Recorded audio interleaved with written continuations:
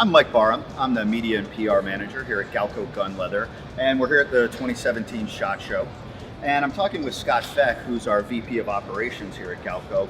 And Scott, I wanted to talk to you a little bit about the history of Galco and the continued involvement of Mr. Richard Gallagher, the founder and the president of the company. Now, Galco's been around since 1969. Correct. So we're going on our 48th year in business. And can you tell us a little bit about Rick's background and his continued involvement in the business?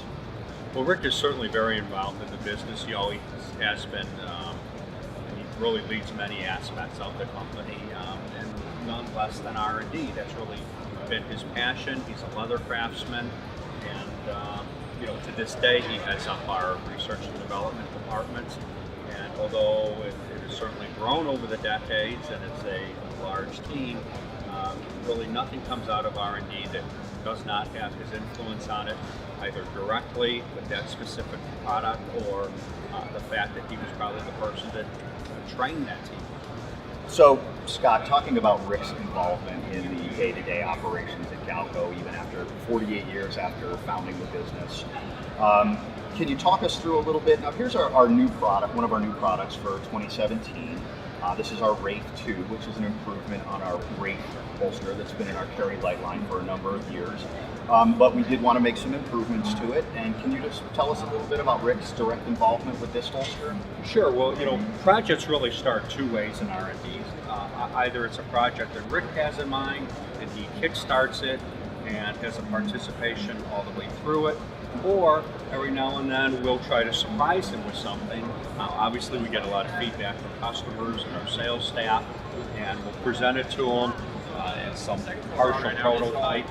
And it never fails. He has many additional great ideas, little tweaks and changes here and there that he wants to implement. And this is a great example. R&D had worked for many months, taking the best parts of our paddle light and our Wraith, tuning it up a little bit. One of the unique things on this holster is the marriage of center cut steer hide along with premium saddle leather and injection molded plastic. So the injection molded sight rail was something we had on our black guard holster that was very successful, and the belt attachment is a bit unique in that you can change the belt attachment or the paddle. There is a sewn-on injection molded plate that you can't see attached to the center cut steer hide, and the two attachment methods to the body are interchangeable. This also has a unique thumb brake that solves a lot of the problems we've had with 1911s over the decades, where if you carry a cotton lock, they're with a safety strap. The safety can, at times, depending on the safety strap design, be knocked off. Sure. Well, this thumb brake prevents that. It has a plate and a stop here that will sit below the safety and really prevent the safety, the thumb safety, from being knocked off.